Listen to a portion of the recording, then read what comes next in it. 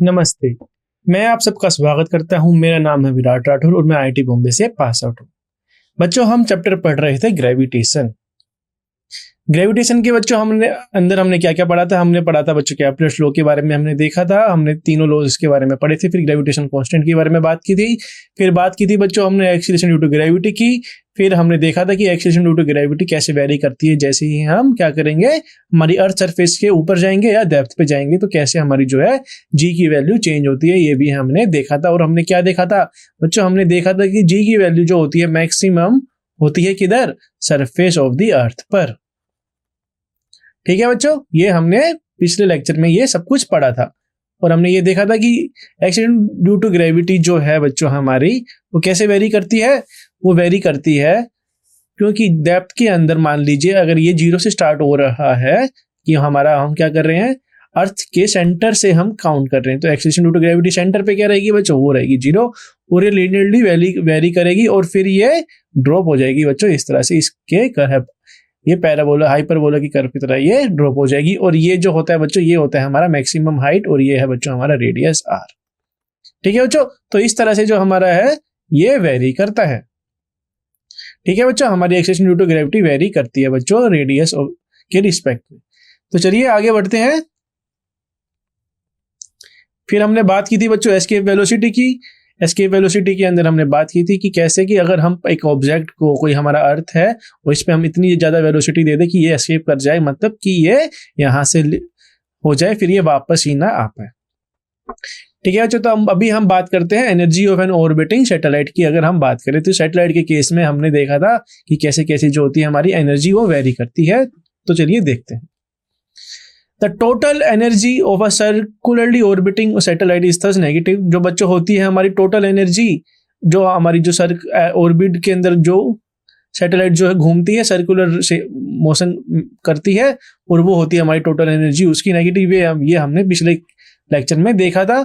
जिसके पास जो potential energy होती है वो होती है नेगेटिव, पर जो होती है काइनेटिक एनर्जी बच्चों, और ये जो पोटेंशियल एनर्जी होती है बच्चों, ये क्या होती है हमारी, ये डबल होती है किससे, काइनेटिक एनर्जी से, क्योंकि काइनेटिक एनर्जी है हमारी पॉजिटिव। तो हम कैसे लिख रहे थे बच्चों, हम लिख रहे थे,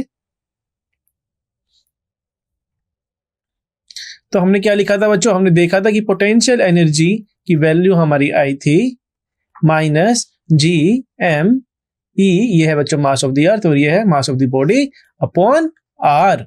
ठीक है बच्चों, और हमने क्या देखा था कि काइनेटिक एनर्जी कितनी थी हमारी, काइनेटिक एनर्जी बच्चों आई थी हमारी positive of half G M E M by r. ठीक है बच्चों, जैसे इसमें ये लिखा हुआ है। इसके बच्चों, इसके अंदर हम बच्चों आर ले रहे हैं। आर बच्चों हमारा क्या है, डिस्टेंस, किसी भी पॉइंट से मान लीजिए बच्चों। ठीक है, ये आर जो हो सकता है आर ई प्लस एच भी हो सकता है ई। ठीक है बच्चों, तो इसको इस तरह से भी हम कंसीडर कर सकते हैं। और टोटल एनर्जी बच्चों हमारी क्या थी, टोटल एनर्जी होती है बच्चों हमारी potential energy plus kinetic energy. तो पोटेंशियल एनर्जी है बच्चों हमारी minus G M E M over r plus half G M E M over r. तो यहां से बच्चों इसको कैलकुलेट करेंगे तो हमको क्या मिलेगा बच्चों, हमको मिल जाएगा माइनस जी, टोटल एनर्जी हमारी आ जाएगी minus G M E M over 2r। ठीक है बच्चों, जैसे इस केस के अंदर हमने ये देखा है। ठीक है बच्चों, तो ये हमेशा याद रखना कि जो टोटल एनर्जी होती है वो हमारी होती है नेगेटिव, और काइनेटिक एनर्जी बच्चों हमेशा होती है पॉजिटिव, और पोटेंशियल एनर्जी जो होती है वो क्या होती है, वो होती है काइनेटिक पोटेंशियल एनर्जी बराबर होती है माइनस ऑफ 2ke। ठीक है बच्चों, तुम इस तरह से भी इसको लिख सकते हो। तुमसे पूछा जाए कि पोटेंशियल एनर्जी और काइनेटिक एनर्जी का क्या रेशो होता है, तो तुम बोलोगे 2:1। ठीक है बच्चों, चलिए आगे बढ़ते हैं। Total energy of a circularly orbiting satellite is negative. तो मतलब टोटल एनर्जी जो होती है बच्चों वो होती है हमारी नेगेटिव, विद पोटेंशियल एनर्जी भी हमारी नेगेटिव होती है, पर क्या होती है वो मैग्नीट्यूड में होती है बच्चों, वो ट्वाइस किसके, काइनेटिक एनर्जी के। ये हमने पढ़ा था पिछले लेक्चर में और ये हमने समझ भी लिया। तो बच्चों चलिए आगे बढ़ते हैं। Energy of an orbiting satellite के बारे में ही हम थोड़ा सा और पढ़ेंगे, फिर देखते हैं हम कुछ करेंगे इसके बारे में, हम समरी फिर देखते हैं इसकी। चलो तो देखते हैं। When the orbit of a satellite become elliptic, कह रहे कि अगर जो हो बच्चों हमारी सैटेलाइट की जो ऑर्बिट हो, जैसे कि ये अगर ये मेरा है अर्थ और यहाँ पर जो है मूव हो रही है मेरी सैटेलाइट बच्चों, ठीक है, इस तरह से सैटेलाइट हो रही है मूव, और ये कह रहा है कि ऑर्बिट हो जैसे ये, इसे हम कहते हैं बच्चों ऑर्बिट, जिसके अंदर जो होती है हमारी सैटेलाइट मूव करती है एक पर्टिकुलर पाथ के अंदर, बिकम एलिप्टिकल। अगर ये एलिप्टिकल हो जाए तो बोथ काइनेटिक एनर्जी और potential energy very from point two point, the total energy which remain constant is negative in the circular orbit के। कह रहा है ये कि बच्चों अगर हमारी सैटेलाइट का जो है पाथ जो हो एलिप्टिकल हो जाए, मतलब ये इस तरह से है और ये एलिप्टिकल हो जाए, तो ये कह रहा है कि हमारी potential energy, both kinetic energy और पोटेंशियल एनर्जी में very from point two point. तो हमारी काइनेटिक एनर्जी और पोटेंशियल एनर्जी वेरी करेगी, पर जो हमारी टोटल एनर्जी होगी बच्चों वो क्या होगी, वो रहेगी हमारी कांस्टेंट सर्कुलर, ऐसे इन द सर्कुलर ऑर्बिट, जो कि सर्कुलर ऑर्बिट के केस में ही जो होती है वो ही हमारी रहेगी टोटल एनर्जी। ठीक है बच्चों, कि अगर वो एलिप्टिकल भी है या सर्कुलर है तो उसकी काइनेटिक एनर्जी और पोटेंशियल एनर्जी शायद वो वेरी कर पाए, पर जो उसकी जो टोटल एनर्जी होगी वो रहेगी सेम, जो कि सर्कुलर के केस में हमने देखी थी, जो कि थी हमारी G माइनस GMEM/R। ठीक है बच्चों, तो ये R कुछ भी हो सकता है, ये distance between the centre of the earth और between the satellite. Thus, this is what we expect since if the total energy is positive or zero, कह रहा है कि अगर टोटल एनर्जी और अगर जीरो है, the object escape to the infinity। कह रहा है कि अगर टोटल एनर्जी बच्चों हमारी जीरो है, मतलब पॉजिटिव है या जीरो है, तो हमारी जो ऑब्जेक्ट होगी वो कर जाएगी, एस्केप कर जाएगी इन्फिनिटी पर।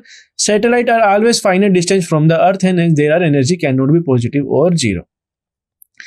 तो क्या करते हैं बच्चों, जैसे ही अगर हमारा ये डिस्टेंस जो इंक्रीज होता जाएगा तो क्या हो जाएगी, जो हमारी एनर्जी होगी वो कम होती जाएगी, या तो वो जीरो हो जाएगी या तो वो पॉजिटिव हो जाएगी। पर हमारा जो सैटेलाइट होते हैं वो कोई एक पर्टिकुलर डिस्टेंस के अंदर ही होते हैं, जो कि हमने देखा था कि ये सेंट्रीपिटल फोर्स जो है पीछे की तरफ लगेगा बच्चों, और क्या लगेगा, हमारा ग्रेविटेशन फोर्स जो होगा वो लगेगा इसको इनवर्ड, और ये हम इसको इक्वेट करेंगे तो हमारा जो है डिस्टेंस आ जाता है उसी तरीके से।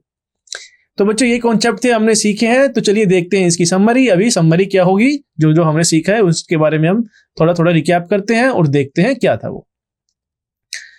सबसे पहले बच्चों हमने सीखा था conservation of law. Conservation law था बच्चों क्या था, in the motion of an object under gravitational influence.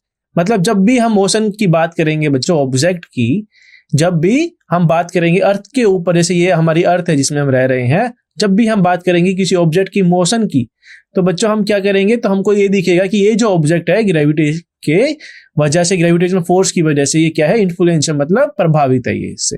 मतलब कि ये जो हमारा, अगर जैसे कि हम देखते हैं कि अगर हाइट h पर किसी टावर से या किसी बिल्डिंग से तुम क्या करोगे, एक बॉडी को क्या कर दोगे, ड्रॉप कर दोगे, तो हमें क्या देखने को मिलेगा कि ये बॉडी जो है ट्रेवल करेगी, ये मूव करेगी नीचे की तरफ।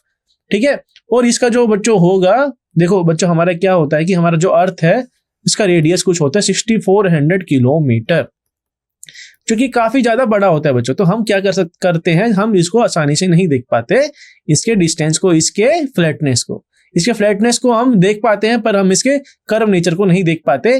पर ऐसा होता है कि ये होता है एक सर्कल, एक स्फीयर की तरह ही हमारी अर्थ होता है, जिसका रेडियस होता है 6400 किलोमीटर। तो बच्चों मान लीजिए कि हाइट h पर तुमने क्या किया, एक बॉल को ड्रॉप किया, तो हमने क्या देखेंगे कि जो है ये सेंटर ऑफ द ग्रेविटी की, मतलब इसकी जो फोर्स लगेगा ग्रेविटेशन का फोर्स, जो कि लगता है बच्चों mg। ठीक है, और एक ही एक्सीलरेशन से नीचे की तरफ जाएगा बच्चों, वो जाएगा g की तरफ से, और g की वैल्यू हमने निकाली थी, वो होती है हमारी 9.8 मीटर पर सेकेंड स्क्वायर। तो ये जो एक्सीलरेशन होती है बच्चों, ये सभी ऑब्जेक्ट के लिए होती है। वो हमें पता है कि मान लीजिए कि कुछ कुछ चीजें होती हैं, जैसे कि कोई लाइट चीजें होती है, जैसे फेदर होता है, कॉटन होता है, वो क्या करते हैं, वो जैसे अगर कॉटन को तुम और स्टोन को एक साथ छोड़ोगे तो क्या करेंगे, वो दोनों एक दूसरे टाइम के अंदर आएंगे। वो इसलिए होता है क्योंकि इसके अंदर लग रहा होता है, कॉटन के केस के अंदर लग रहा होता है एयर ड्रैग, और एयर ड्रैग की वजह से जो उसका रहता है, क्या कहता है, उसका जो एक्सीलरेशन रहती है वो हो जाती है कम। पर अगर तुम वैक्यूम के अंदर परफॉर्म करोगे बच्चों, अगर तुमने 100 किलोग्राम का मास लिया और 1 किलोग्राम तुमने क्या लिया, कॉटन लिया, या मतलब 1 किलोग्राम का भी नहीं, मतलब 550 ग्राम का तुमने क्या ले लिया बच्चों, कॉटन ले लिया, और अगर तुम इसको वैक्यूम के अंदर बच्चों अगर क्या करोगे, वैक्यूम के अंदर इसको ड्रॉप करोगे तो जो इसका एक्सीलरेशन होगा, जो इसका टाइम होगा, जैसे ये रीच होगा तो ये सेम टाइम पे ये रीच करेंगे। तो इस तरह से ये काम करता है। तो ये मत सोचना कि बच्चों जो कॉटन होता है, जो लाइट ऑब्जेक्ट होते हैं वो नीचे जो होंगे वो कम ज़्यादा टाइम लेंगे। वो इसलिए टाइम ज़्यादा लेते हैं क्योंकि उनके पास होता है क्या, उनके पास होता है एयर ड्राई, क्योंकि एयर ड्राई लगता है ऊपर की तरफ, जिनकी वजह से क्या होता है धीरे धीरे ये नीचे आते हैं। पर अगर तुम वैक्यूम रख दोगे बच्चों तो हमारा फेदर जो है, कॉटन जो है, जो लाइट ऑब्जेक्ट है हमारी, वो सेम स्पीड से ही डिपेंड करेंगे, क्योंकि हमने देखा था एक्सेलरेशन जो होती है वो होती है सेम अगर हो रहा है फ्री फॉल, जो कि होती है जी की बराबर, जो कि होता है 9.8 या 10 मीटर पर सेकेंड, उसे हम मान सकते हैं। और ये सभी ऑब्जेक्ट के लिए, जितने भी दुनिया में ऑब्जेक्ट है बच्चों, सभी ऑब्जेक्ट के लिए अप्लाई होता है। जितनी भी हमारी living thing, non living thing, जिसके अंदर भी मास है वो होता है बच्चों, उसके अंदर ये अप्लाई होता है। और ये डिपेंड करता है कि जो हमारा मोशन होता है वो एयर ड्रैग पे कितना डिपेंड करता है, वो भी उस पर डिपेंड करता है। तो देखते हैं conservation of law in this motion of an object under the gravitational influence. तो हमने क्या क्या देखा था, हमने एंगुलर मोमेंटम को किया था कंजर्व, टोटल मैकेनिकल एनर्जी वो भी थी हमारी कंजर्व, पर जो लीनियर मोमेंटम था वो उसको हमने कंजर्व नहीं किया था बच्चों। तो ये था बच्चों हमारा कंजर्वेशन ऑफ लॉ, ये हमने पढ़ा था पहले। तो चलिए आगे बढ़ते हैं। एंगुलर मोमेंटम के बारे में हमने बात की थी और केपलर सेकंड लॉ के बारे में हमने बात की थी। केपलर सेकंड लॉ बच्चों क्या था कि अगर मान ले, हमने ये क्या देखा था कि ये जो है, अगर ये मेरा प्लेनेट है और ये बच्चों मेरा सन है, तो जैसे ही ये ट्रेवल करेगा, ये इधर ट्रेवल किया और ये इधर ट्रेवल किया, मान लीजिए इसने टाइम लिया t1 और इसने टाइम लिया t2, और अगर t1 t2 है बच्चों तो मेरा एरिया a1 और a2 भी क्या हो जाएगा, सेम हो जाएगा। ये हमने केपलर सेकंड लॉ के अंदर पढ़ा था। ठीक है बच्चों, angular momentum conservation lead to the Kepler second, और एंगुलर मोमेंटम होता है बच्चों इसके अंदर कंजर्व, मतलब dl/dt बच्चों, जिसकी वैल्यू होती है बच्चों dl/dt जो होता है बच्चों, इसके अंदर वो होता है हमारा conserve. This is not unique to the inverse square law of gravitation but hold for any central force. और ये कह रहा है बच्चों कि क्या कहता है ये हमारा, ये कहता है कि this is not unique to the inverse square law of the gravitation hold for any central force. तो बच्चों जो हमारी सेंट्रल फोर्स लगती है वो हम क्या करते हैं, उसके अंदर कंसीडर हम करते हैं, जैसे कि मान लीजिए कि ये है मेरा एक ऑब्जेक्ट और ये है बच्चों मेरी अर्थ। तो हम क्या देख रहे हैं, मान लीजिए किसी हाइट h पर है और ये हाइट जो है बच्चों हमारी काफी ज्यादा छोटी है रेडियस ऑफ द अर्थ के रिस्पेक्ट में, जो कि रेडियस ऑफ द अर्थ बच्चों होता है हमारा 6400 किलोमीटर, और h को मैं क्या मान रहा हूँ, h को मैं मान रहा हूँ कुछ 100 मीटर, 200 मीटर, 10 मीटर, या तुम कुछ भी मान सकते हो। पर तुम देखोगे चाहे तुम इसकी h की कुछ भी वैल्यू लो, ये रेडियस ऑफ द अर्थ के कंपेरिजन में काफी ज्यादा छोटा होता है। और बच्चों अगर तुमको ये बोला जाए कि इसके ऊपर जो फोर्स लग रहा है, ग्रेविटेशन फोर्स लग रहा है, वो कितना होगा, तो हम उसके लिए क्या करते थे, उसके लिए हम करते थे कि हम हमारी अर्थ को क्या मानते हैं, एक सेंटर पर उसका सारा मास जो है कंसंट्रेट कर देते हैं, उसको रख देते हैं। तो हम लिखेंगे इस केस के अंदर जो हमारा फोर्स होगा वो हो जाएगा हमारा G_M/RE प्लस H बच्चों। अगर मैं कंसिडर कर रहा हूं कि जो मेरा हाइट है और इसको हम क्या करेंगे, इसको ऊपर लेके जाएंगे और बाइनोमियल लगाएंगे तो हम इसकी वैल्यू आसानी से निकाल पाएंगे। सेंट्रल फोर्स का मतलब बच्चों यही होता है कि हम जो सारा पॉइंट जो मास है हमारा, हम कंसंट्रेट कर पाए, उसको रख पाए एक इसके सेंटर पर।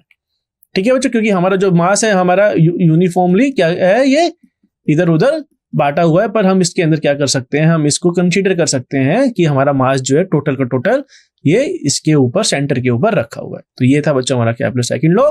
चलिए आगे बढ़ते हैं। अब बात करते हैं बच्चों हम केपलर थर्ड लॉ की। केपलर थर्ड लॉ के बारे में हमने क्या सीखा था, केपलर थर्ड लॉ के अंदर हमने सीखा था कि टी स्क्वायर होता है किसके बराबर बच्चों, टी स्क्वायर होता है बराबर KS इंटू R क्यूब के, जो कि सारे प्लेनेट के ऊपर लगता है।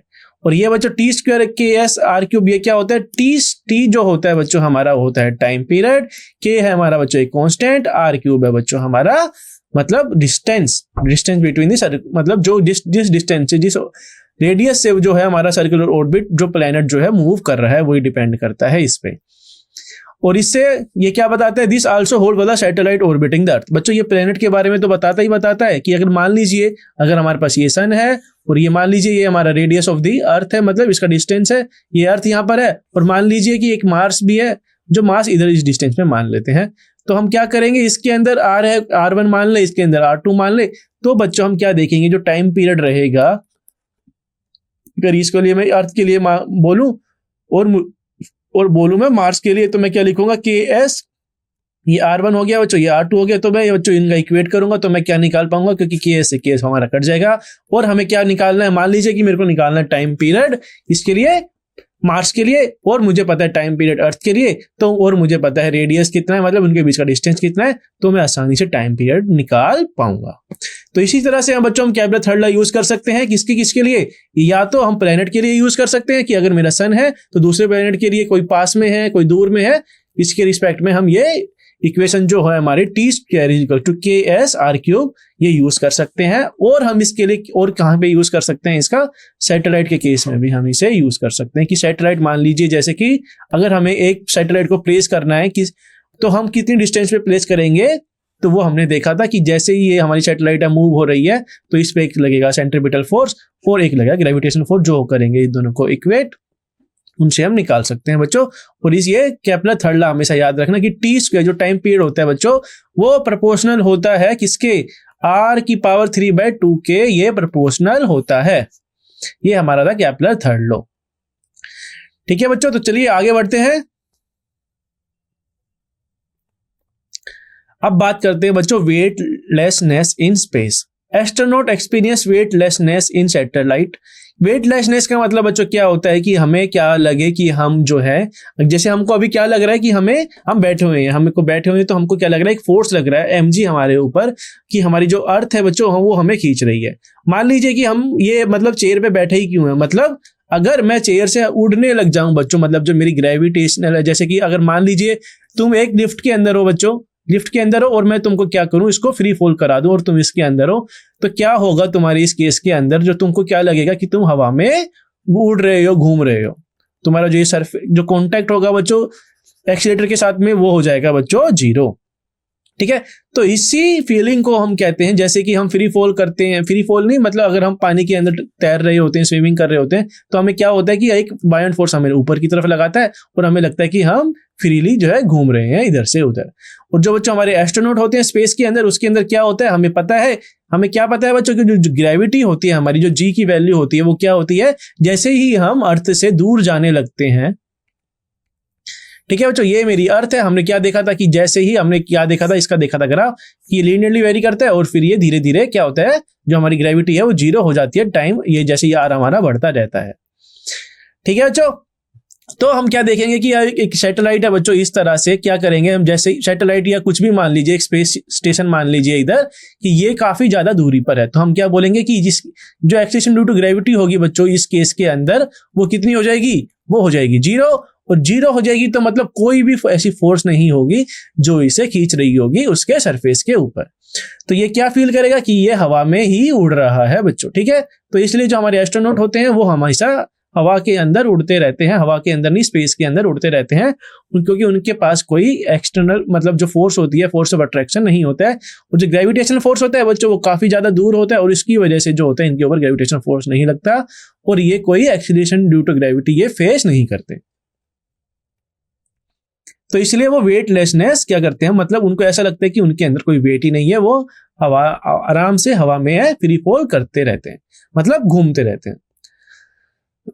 Satellite not due to weak gravity but they are free fall toward अर्थ।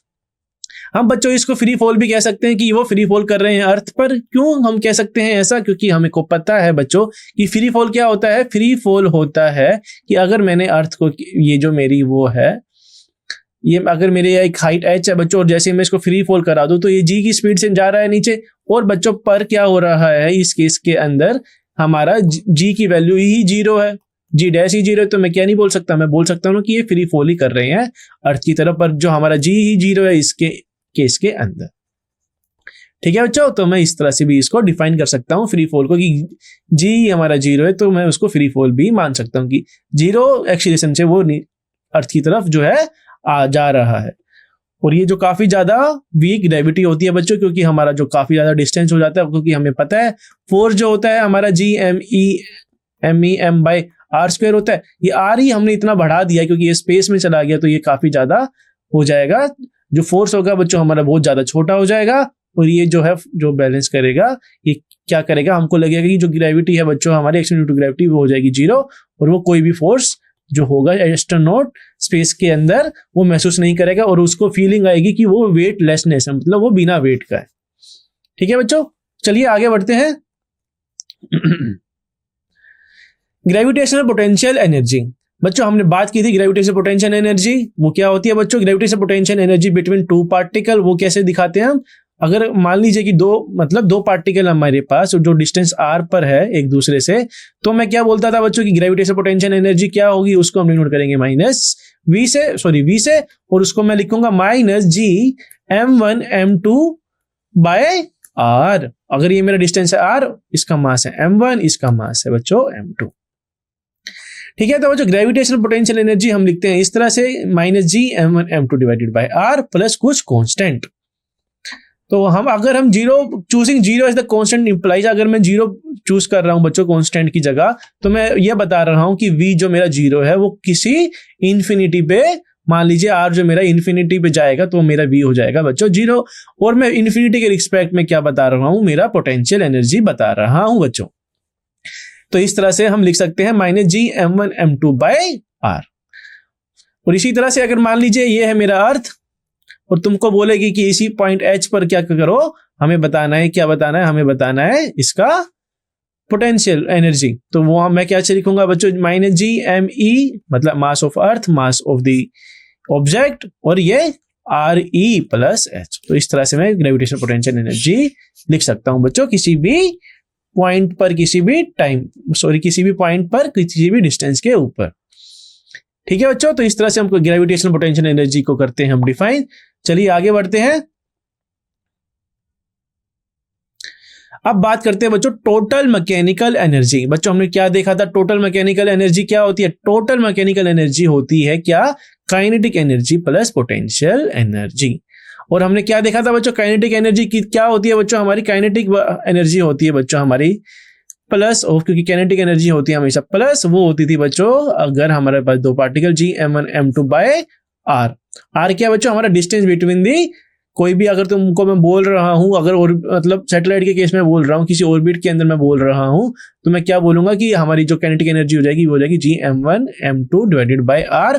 और पोटेंशियल एनर्जी बच्चों क्या होती है हमारी? वो होती है हमारी -2 टाइम्स ऑफ काइनेटिक एनर्जी। तो बच्चों मैं इसको क्या करूंगा, मल्टीप्लाई करूंगा, तो ये काइनेटिक एनर्जी बच्चों होती है हमारी Gm1m2 डिवाइडेड बाय 2r। तो मैं 2 से मल्टीप्लाई करूंगा Gm1m2 डिवाइडेड बाय 2r, तो ये हो जाएगा बच्चों r से r कैंसिल, तो ये आ जाएगा बच्चों -Gm1m2 बाय r। दो पार्टिकल, दो मासेस के बीच का ये पोटेंशियल एनर्जी होगा। और हमको पता है बच्चों टोटल एनर्जी जो होती है बच्चों वो होती है हमारी kinetic energy plus potential energy. और यहां से हमको क्या पता है, यहां से हमको पता है जो काइनेटिक पोटेंशियल एनर्जी है बच्चों वो होती है हमारी -2ke। मतलब अगर मैं काइनेटिक एनर्जी को मैं लिखूं तो मैं क्या लिखूंगा, पोटेंशियल एनर्जी को मैं क्या लिख सकता हूं, -2ke लिख सकता हूं बच्चों।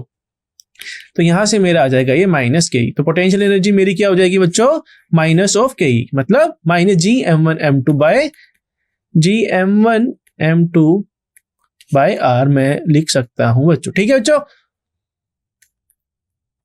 तो इस तरह से मैं टोटल मैकेनिकल एनर्जी लिख सकता हूं किसी भी सैटेलाइट की, किसी भी ऑर्बिट के केस के अंदर, प्लेनेट के केस के अंदर। Gravitational potential energy negative relative to the infinity. जो बच्चों अगर हम रिलेटिवली अगर हम देखेंगे इन्फिनिटी पोजीशन के ऊपर, तो जो हमारी ग्रेविटेशनल पोटेंशियल एनर्जी होती है वो होती है नेगेटिव। ठीक है बच्चों, और टोटल एनर्जी जो बच्चों हमने क्या देखा इसके अंदर, टोटल एनर्जी जो है हमारी वो है -ke के बराबर, मतलब काइनेटिक एनर्जी होती है बच्चों हमारी हमेशा प्लस, तो हमारी टोटल एनर्जी क्या हो जाएगी, हमेशा नेगेटिव ही हो जाएगी। तो ये हमेशा बच्चों याद रखना कि टोटल एनर्जी को हमेशा नेगेटिव ही होना चाहिए, और काइनेटिक एनर्जी होती है हमारी पॉजिटिव। पोटेंशियल एनर्जी होती है बच्चों हमारी 2 टाइम्स, मतलब -2 टाइम्स काइनेटिक एनर्जी। ये हमेशा बच्चों याद रखना। तो चलिए आगे बढ़ते हैं। Approximation of potential energy. The commonly used expression mgh for a potential energy approximation of the difference in a gravitational potential energy. तो बच्चों हम क्या देख रहे थे कि हम अगर पोटेंशियल एनर्जी देखते हैं, तो अगर मान लीजिए ये मेरा अर्थ है बच्चों, अर्थ के अंदर हम क्या देखते हैं कि कोई अगर हाइट h है मेरे पास, तो मैं क्या बोलूंगा इसके रिस्पेक्ट में, इन दोनों के बीच का डिफरेंस, अगर ये मेरा h है बच्चों और ये मेरा 0.1 और ये है 0.2, और मान ले कि एक मास m को मैंने रख दिया इधर, तो मैं क्या बोलूंगा पोटेंशियल, अगर मान लीजिए इधर कोई पोटेंशियल है, पोटेंशियल एनर्जी है इधर कुछ v मान लो, इधर क्या हो जाएगी बच्चों, इधर क्या हो जाएगी, इधर हो जाएगी v प्लस mgh। ठीक है बच्चों, ये हाइट जो है बच्चों हमारी h जो है हमारा काफी ज्यादा छोटा है रेडियस ऑफ द अर्थ के रिस्पेक्ट में, और ये रेडियस ऑफ मतलब अर्थ के ऊपर रखा हुआ है।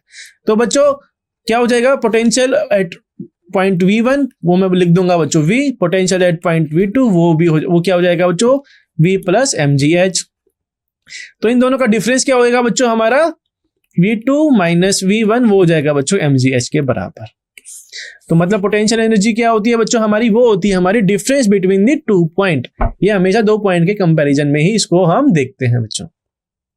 ठीक है, इसको हमेशा याद रखना कि अगर कोई मान लीजिए कि और कोई हमारा पॉइंट है S2 मान लीजिए, तो ये क्या हो जाएगा, इसका जो पोटेंशियल एनर्जी हो जाएगी वो हो जाएगी हमारी v प्लस mgh2। ठीक है बच्चों, तो इसी तरह से जो हमारी पोटेंशियल एनर्जी जो होती है वो इंक्रीज होती रहती है जैसे हमारी हाइट इंक्रीज होती ही रहती है। ठीक है बच्चों, हम इसको लेते हैं अप्रोक्सीमेट, मतलब जो हमारे हाइट को है, ये हाइट जो होती है हमारी, अगर हम रेडियस ऑफ द अर्थ के रिस्पेक्ट में बात करेंगे तो वो काफी ज्यादा छोटी होती है, तो इसलिए हम इसको ये कंसीडर कर सकते हैं। ठीक है बच्चों, तो चलिए आगे बढ़ते हैं।